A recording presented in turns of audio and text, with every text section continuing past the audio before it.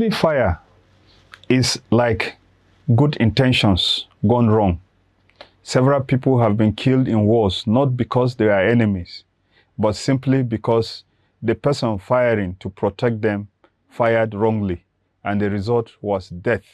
The fact of the matter is that whether a gun is fired by your enemy or by your friend, when it reaches you, it can kill you. And friendly fire is actually good intentions that have gone wrong. Today, we are going to discuss how deadly friendly fire is and why the good intentions of our leaders in Africa without proper action may actually amount to treason or may actually be the cause of the problems that we are having in Africa. My name is Remande Shaulu. This is The Other Side.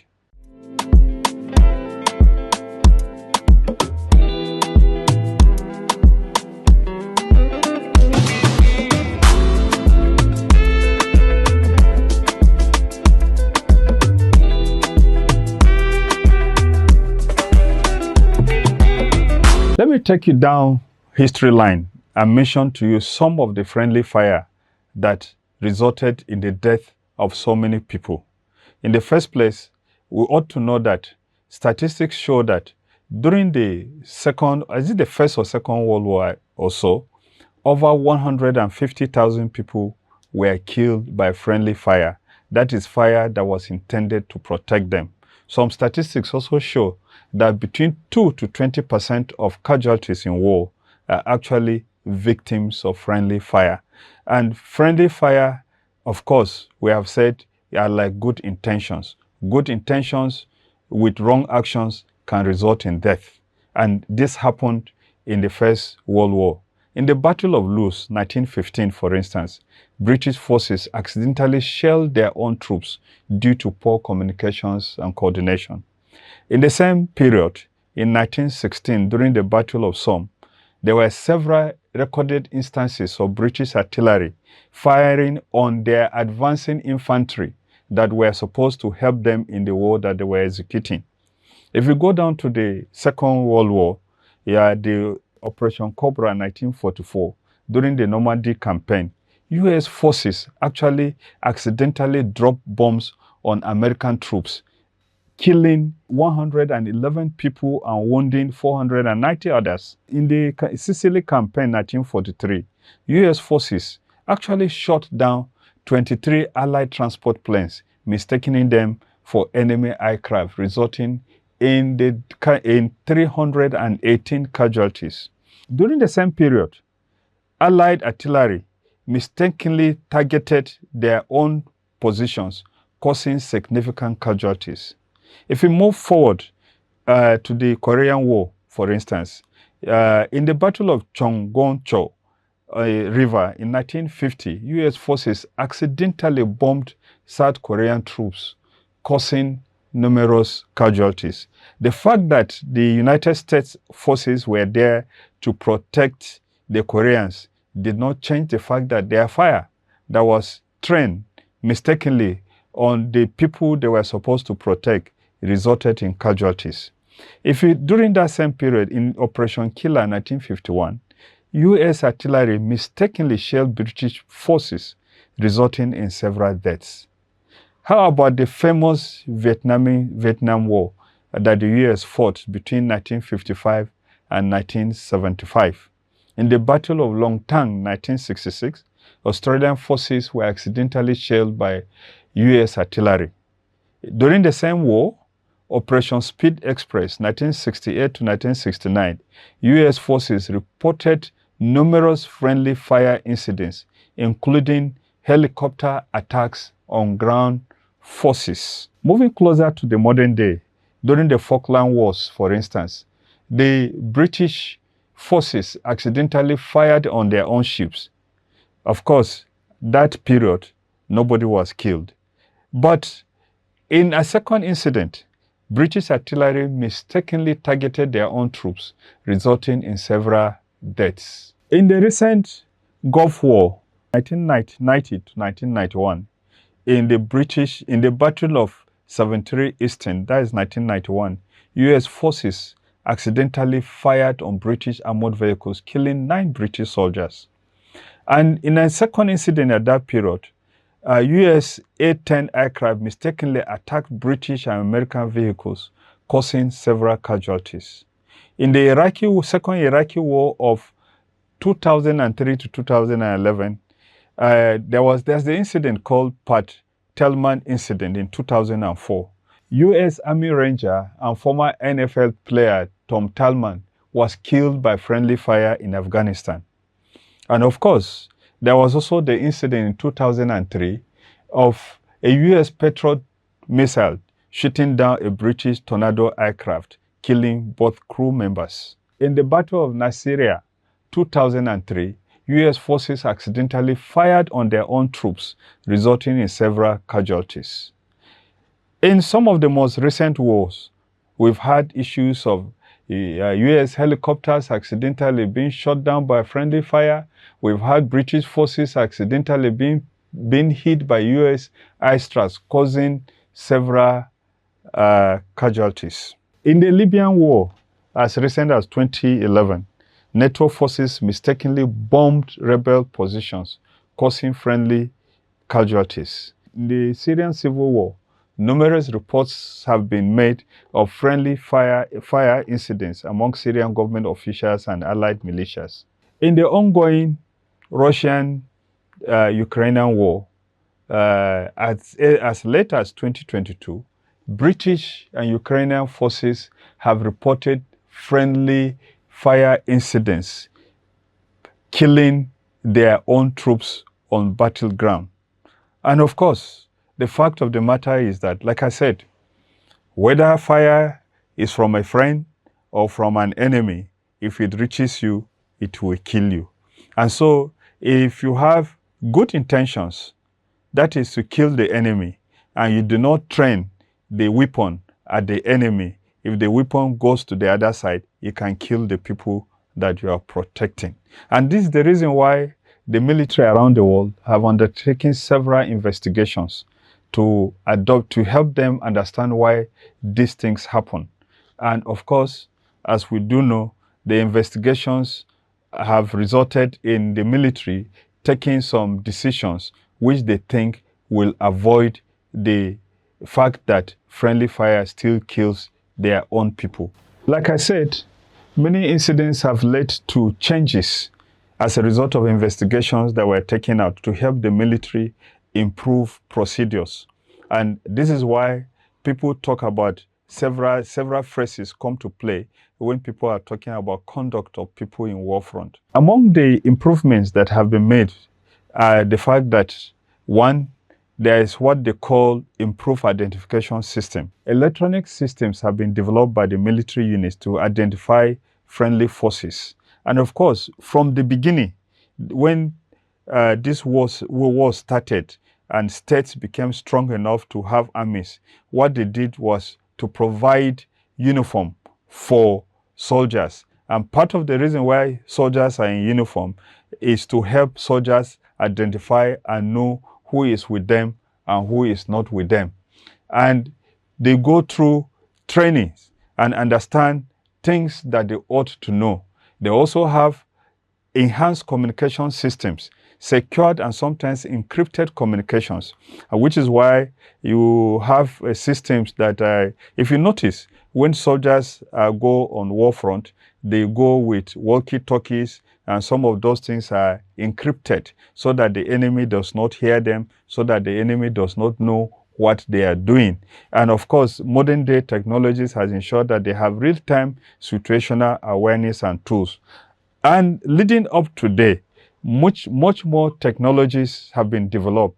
The unmanned aerial vehicles, the satellites in the sky, and so forth, to ensure that soldiers don't fire on one another. And they have also standardized protocols of how things should be done. So soldiers don't randomly shoot guns. They follow some protocols that enable them to shoot. And there's also the question of training. Soldiers are constantly being trained, and part of the training that they receive is to help them know who is their friend, who is not their friend, and they simulate realistic combat scenarios to help them identify themselves and identify targets accurately. And there is also the improvement on the rules of engagement. The rules of engagement ensure that targets, for instance, are identified and re-identified and reassured so that the people firing do not fire at the wrong people. And another thing that has been developed by the military is the coordination between joint forces. When you have troops from different armed forces working together, they undertake joint training. There's the development of language and procedure. They have liaison offices. They share some forms of technology to enable them be on the same card so that they don't keep fighting themselves. And of course, after every battle or major event, they sit down to do analysis, to do post-event analysis of what has happened to enable them to move ahead. And very importantly, soldiers and people in the military are often rotated to ensure that they do not stay too long, and they do not stay too long so that they work optimally. So they are rotated on a regular basis, and you do not allow somebody to be too long in a place so that the person does not become too used to the place or does not develop stress, or that will make him to take wrong decisions when he should take decisions that will help the work that they are doing achieve the targets that have been given to them. Now that we do know that friendly fire also kills, and the military that we're discussing that have received a lot of casualties as a result of the fact that friendly fire kills them. Some people say between 2 to 20% of all battle casualties come from friendly fire. The military all over the world have kept improving their systems to ensure that they reduce the fact and the reality that friendly fire kills whoever it meets, not just the enemy. A lot of things we talked about are the result of research, a result of conclusions that certain improvements need to be made in the system to ensure that friendly fire do not keep killing the people that the fire is supposed to protect. Compare that with what African leaders are doing. One, several African leaders do not want to rotate out. If they have opportunity to be in power, they will be in power for as long as possible. Today, Africa has more lifelong presidents than other parts of the world. If you look at what is happening, people, once they come to power in Africa, they do not want to leave. Africans, leaders, don't want to do elections. Or if they do elections, they do it in such a poor state that you know the results of the elections before the elections are conducted. They are not doing the elections because they want to allow people to win. They are doing the elections because they want to just be like other parts of the world where elections take place. And if you look at the military, because the work they do is very stressful. And I think, my opinion, is that political work, political government offices, especially at the highest level, are more stressful than even military work, which is why if you look at President Obama or Clinton, they became presidents at very young age. By the time they left, they were looking so old because the office by itself, by its logic, is very stressful. So there is the need for people who are in offices to rotate out.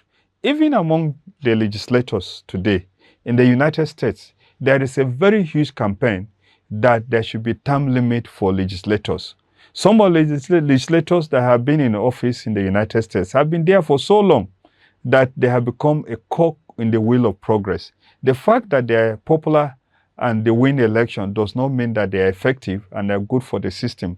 For instance, recently, a senator of the United States disappeared from the scene. Nobody knew where she was till it was discovered that the senator was in a nursing home. The senator had dementia, had developed dementia. I was not even able to recognize herself or her surrounding, yet she was drawing money. So there's a huge campaign in the United States that even legislators need term limit so that there will be rotation out. People rotate in, people rotate out. Secondly, there is the issue that you need to identify the target and keep identifying the target before you shoot. That means that there is the need for people who are in office to follow up their good intentions with actions that are measurable, actions that are transparent, actions that can be checked by other people. In the military, for instance, what they have developed over the years is a system whereby no one person just takes a decision anyhow he wants to take. Things are checked and cross-checked. And from the lowest person who identifies, you have people that go to find out what is happening before decisions are taken. And you could see from some of the recent conflicts and wars that you've taken, technologies have been developed to ensure that whatever you say you are going to do, whichever target you want to shoot, is identified to be the correct and proper target that you need to hit. This is not happening in Africa. There is a wide gap between what leaders are saying and what is working on ground, which is why, for instance, if you look around, the poverty level in Africa is unending. We have young African men and women taking the risk, going through the desert, the Trans-Saharan desert, and reaching and go to the Mediterranean. And the Mediterranean Sea is so wide that generally a plane flying at the speed of 7 to 800 kilometers per hour spends minimum of 1 hour to cross the Mediterranean Sea. But we have hundreds and thousands of our young people running out of Africa to go through rickety boats to cross the Sahara Desert and take the second risk of using rickety boats to cross the Mediterranean Sea that takes a plane spends about 1 hour to cross so that they will go to Europe. And what is the difference between Africa and Europe? The main difference between Africa and Europe today is the fact that Europe has organized itself. Europe has rules about how society is organized. The security forces are working in Europe. The police are working. And of course, because these systems are working, people are comfortable to set up companies there, companies that are recruiting people, including people from Africa. Some people recently were saying that China, the reason why China is has become the workshop of the world is because China has people that are skilled. The school system is working. Children are going to school and children are learning life skills, skills that will make them be employable anywhere in the world. And that is the reason why Western companies have shifted most of their manufacturing to China, and China has become what they call the workshop of the world. And so what we need to do, in my opinion, is for us to actually look at what our leaders are doing. The fact is that the gap between what leaders are doing and what they are saying is too wide. And the reason why the gap is so wide and seems to be widening is because the population simply believes what the leaders said. They are good intentions that have not translated into the good for people. And for me, and I think that is where I want to conclude, people have to be aware of the fact that you can never tell whether friendly fire is sabotage or not. So there is always the need for people to be wary of those leading them. There's also the need for people in Africa to insist on procedures, protocols, and rules that must be followed by the leaders and the people that are being led. You only ignore them at your peril.